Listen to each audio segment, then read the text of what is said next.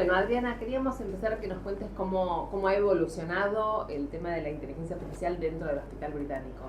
¿Cómo están? La evolución del hospital con respecto a la inteligencia artificial, la verdad que fue bien acogida, ¿no? Que fue nuestro primer gran obstáculo, es decir, bueno, nos gustaría empezar a implementar la inteligencia artificial en diagnóstico por imágenes. Fue como hablar, viste, no sé, quiero ir a la luna, o sea, ¿de qué me están hablando, no? Entonces costó que ingrese la idea y hacia dónde, qué es lo que queríamos hacer nosotros. Aceptaron de una forma, trabajamos de manera conjunta con la gente de Medical IT o de ingenieros, con nosotros, y fuimos aprendiendo. Nosotros queríamos hacer nuestra propia experiencia, es decir, ver las imágenes y decir, bueno, ¿cómo se hace este algoritmo? Nosotros ya teníamos 2 algoritmos trabajando para nódulo de pulmón, consolidación de pulmón y otro de mamografía. Pero nos pareció que era un buen intento empezar nosotros propios, como hospital escuela. Avanzó en el sentido que dijimos, bueno, hagamos nuestro primer algoritmo,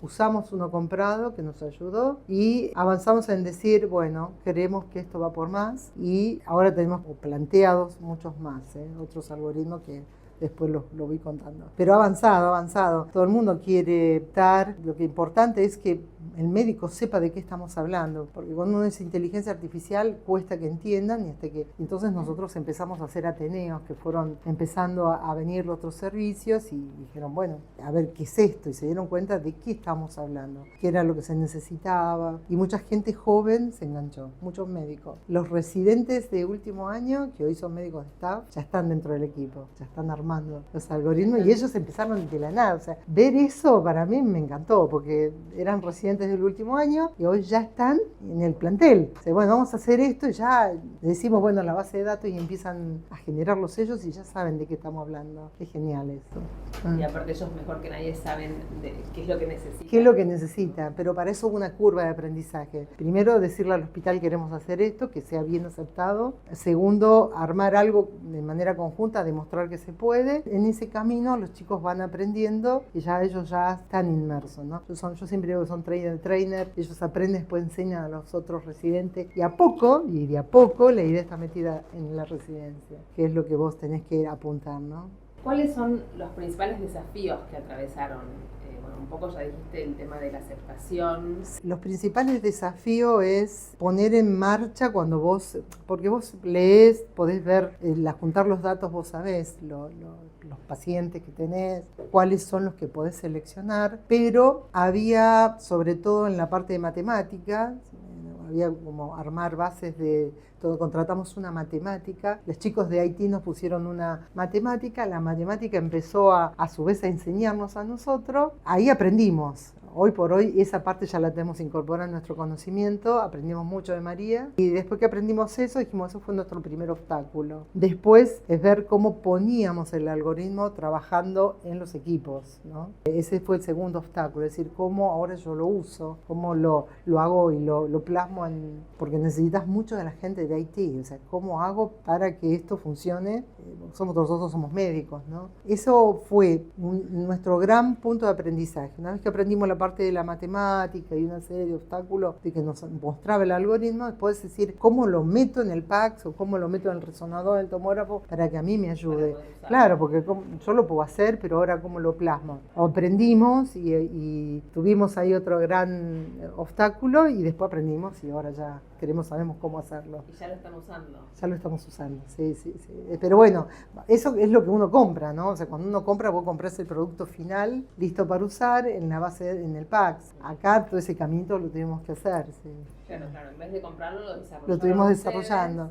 Y implementaron. Claro, y la implementación es un poco más complejo, pero se pudo. Si existen dentro del hospital casos específicos donde haya un impacto significativo en la práctica clínica.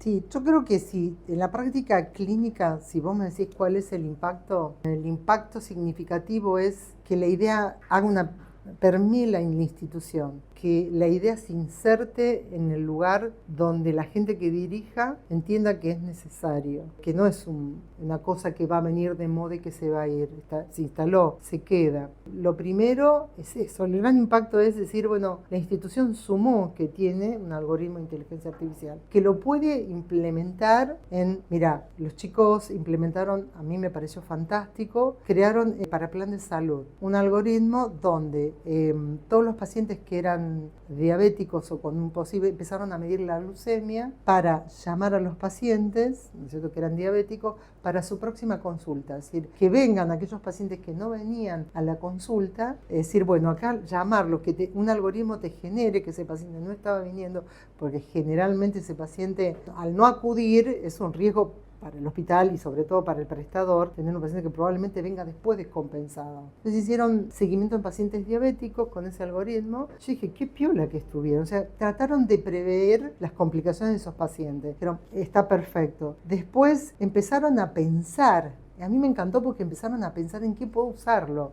Entendieron que la inteligencia artificial dentro de, por así decirlo, a vos te alivianaba un montón de procesos. Podías prever complicaciones o no. Es decir, ¿por qué no lo usamos incluso hasta en la historia clínica? Pero qué bueno sería tener un algoritmo en la historia clínica de repente, ¿viste? Para que sea un gran colector de datos. La idea, empezaron todo el mundo a pensar y de hecho hoy te diría que el mayor impacto es un trabajo que estamos haciendo en un algoritmo que lo está haciendo el servicio de anatomía patológica, la gente de cirugía de cabeza y cuello, otorrino, e imágenes sobre un algoritmo de tumores de lengua, que con la inteligencia artificial no vamos a animar a decir la histología del tumor. Entonces, ya que la anatomía patológica tiene, entonces dijimos, bueno, pero eso genera, ¿cuánto nos llevó? Un paso de un tiempo, porque son un montón de servicios. Hoy están todos enganchados en querer, están muy, muy interesados en eso. Y entonces es como que la inteligencia, si bien, o sea, el servicio o el espacio de inteligencia artificial está dentro del servicio de diagnóstico por imágenes, están desarrollando algoritmos que trascienden el diagnóstico por imágenes. Eso es lo que queremos. Porque van a anatomía patológica, esa es la idea. Turnos para que el paciente acuda en tiempo y forma, o sea. Sí, nosotros queremos que el cambio va por ahí, pero lo que incitamos es, empezamos en imágenes, pero queremos que esto, cómo trasciende a la institución en varios aspectos. Yo creo que cada servicio tiene que empezar a pensar, lo que le falta es, la gente, ¿qué le falta? Eso, que hace años atrás empezamos, que dijimos, si nos armamos y largamos, listo.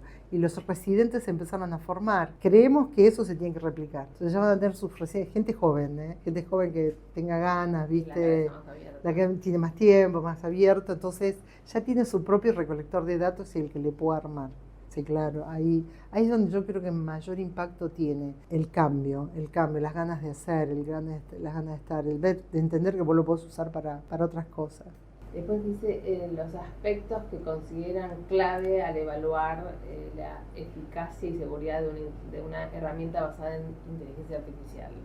Qué buena esa pregunta. La eficacia, yo creo que todo algoritmo es eficaz. Lo importante cuando uno lo entrena, uno que ha visto comercialmente algoritmos, a veces son algoritmos que son bastante amplios, ¿no? Detección de, no sé, de consolidaciones pulmonares, y por ahí vos sabés que es la cama, que en un paciente acostado, la detección. ¿Quién lo entrena el algoritmo, no? ¿Quién lo entrena? La pregunta del millón es, cuando vos armás un algoritmo, lo armás sobre una base de datos, y esa base de datos está conformada por pacientes que han tenido lo que vos estás suponiendo que querés investigar, consolidación de pulmón. Lo importante es que alguien lo vaya entrenando ese algoritmo y lo vaya corrigiendo, y ese alguien tiene que ser un médico. Entonces, cuando uno compra un producto, no es que estoy en contra de la compra de los productos para nada, simplemente uno confía, ¿no es cierto?, como cuando uno compra un producto que está bien, con todas las normas, y que un seniority o alguien ha estado supervisando el entrenamiento de ese algoritmo y considera que va a ser lo más preciso que pueda. Eso es lo que yo siento, ¿no? Por eso creo que el radiólogo,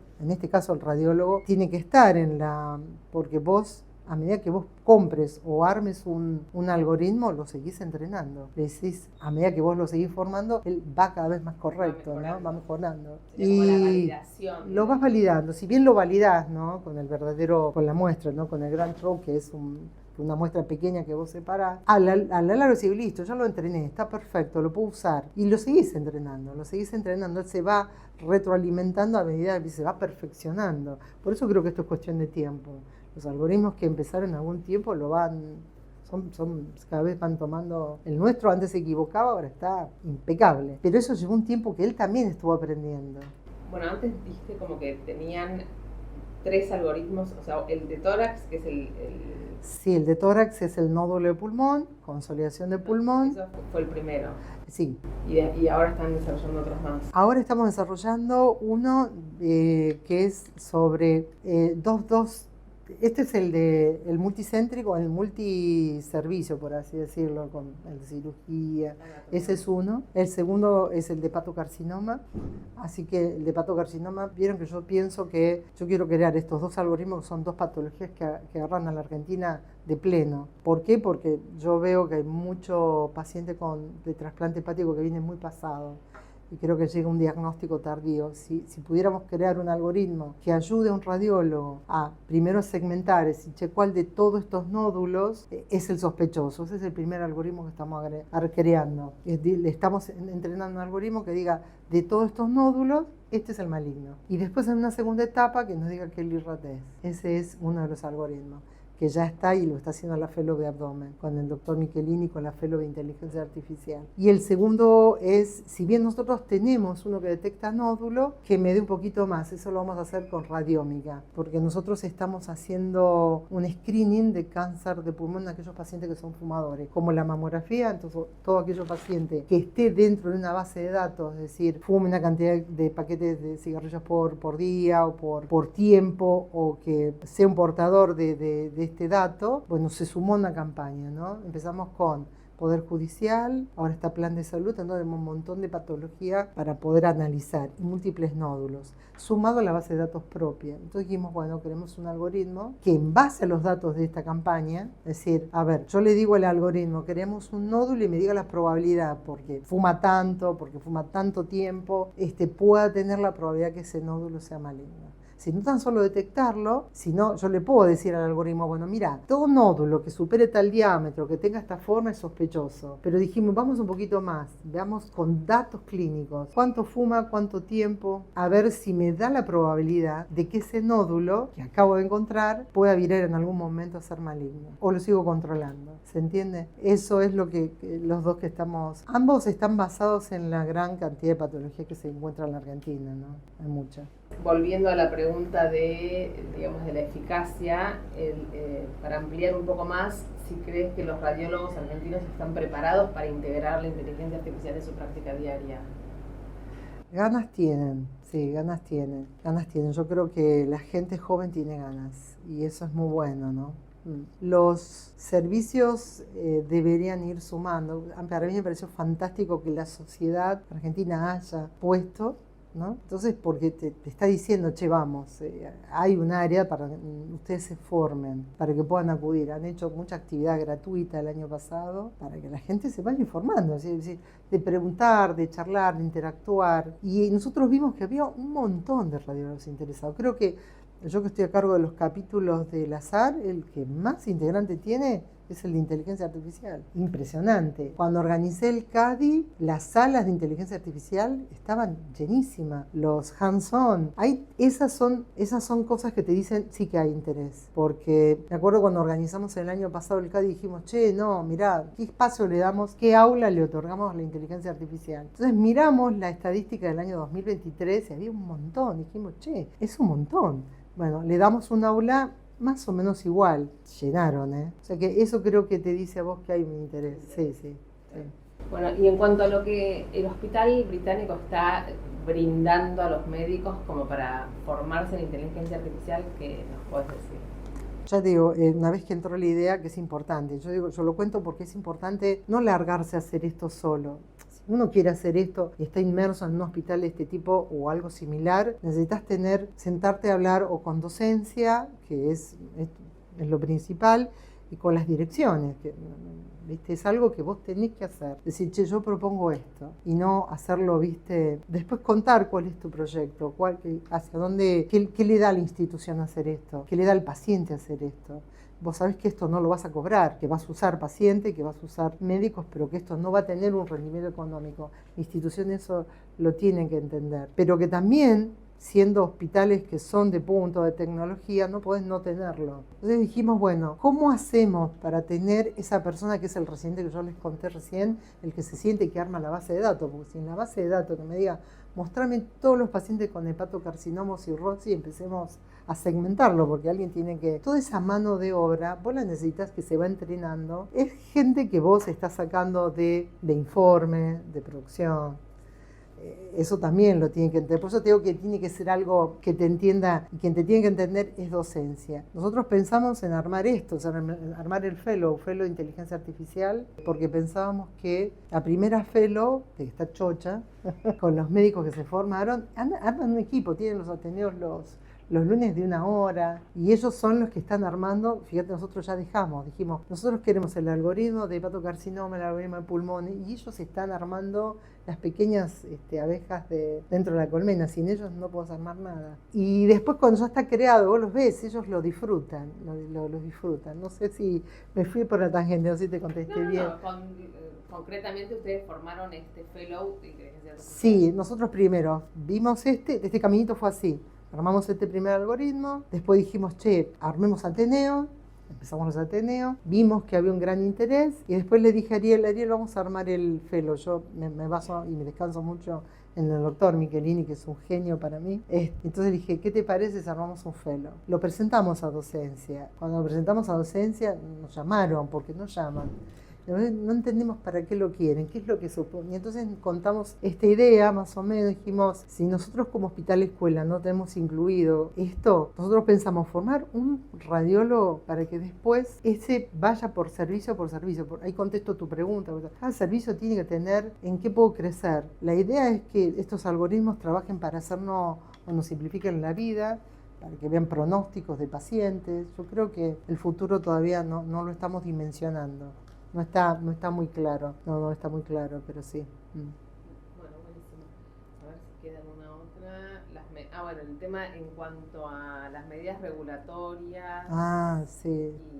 Y que o sea, al no haber en Latinoamérica una regulación de la inteligencia artificial, ¿qué pensás? ¿Por dónde va? Sí. Digamos, por lo menos la Argentina. Sí. Oye, no tiene la regulación, ¿no? Tiene la regulación. Hoy por hoy creo que tenés que ir al ANMAT y hacer la inscripción de todo lo que es dispositivos. Yo creo que tiene que haber un componente, si bien está todavía verde la regulación de la Argentina, hay algo que nosotros, cuando vos empezás un algoritmo, digo esto para cuando, yo supongo quiero crear un algoritmo, ya más o menos estuve contando. Quien sí o sí tiene que estar implicado cuando yo arranco es el comité de ética de tu hospital. Si vos no tenés avalado el comité de ética, no podés empezar. Entonces, más allá de que vos empieces, suponte que yo quiero crear un algoritmo, no sé cómo está afuera, las regulaciones están verdes, pero se está hablando el tema, no es que no. Entonces, bueno, yo sé que a mí me van a pedir el comité de ética, o como cualquier trabajo, un comité de ética. Entonces, sí o sí, cuando yo empiezo a trabajar, tengo que hacer el proyecto, tengo que tener el aval del comité de ética de cualquier proyecto de inteligencia artificial. De hecho, nosotros todos estos algoritmos tuvimos que presentarlo al comité de ética, y eso es una de las grandes pasos que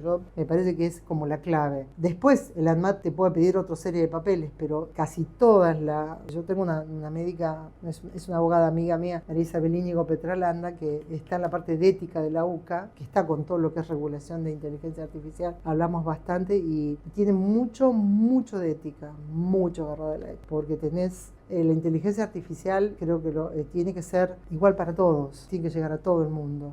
Eso es uno de los puntos. Los datos que vos estás usando de la gente te lo tiene que dar, lo tiene que ceder, te tiene que dar su parte, vos estás usando eso. ¿Cómo se prepara la institución para empezar el algoritmo? ¿Cómo hace ellos para obtener? Primero, todo lo ético, ¿no? Nosotros tenemos consentimiento del paciente, a mí me firma, de todos los pacientes. Esos son datos puros. Eso es un punto. Los datos que vos estás entrenando al algoritmo. Éticamente, quién lo estás formando, o sea, qué es lo que vos estás haciendo, porque vas a dar una información. Eso para mí es muy importante, que lo tenga claro el radiólogo, que el comité de ética tiene que estar avalando lo que vos vas a hacer, hasta que la regulación esté en claro. Todavía no está verde. Hoy por hoy podés ir a la ANMAT y te va a preguntar y cómo es y qué, pero donde vos no podés flaquear es en la parte ética de obtención de datos y entrenamiento. Vos tenés que avalar que un señor y que alguien le dijo a la máquina, estás bien, estás bien, estás bien o estás mal, que es lo que yo más o menos he contestado cuando vos compras algo. Vos considerás que ya pasó ese proceso. ¿Por qué algunos no son tan buenos? Porque no creo que no hubo un médico en la corrección. Por eso, viste, a veces yo estuve viendo algoritmos que no son tan exactos porque no hubo alguien médico, viste, que te dice, sí, acá tenés un cálculo, y no, nada, era la arteria dando vuelta. Pero se está gestando, ¿no? Se está gestando. Yo los veo, estuve en Fuji el año pasado, impresionante la cantidad de cosas que tienen en progresión, ¿no?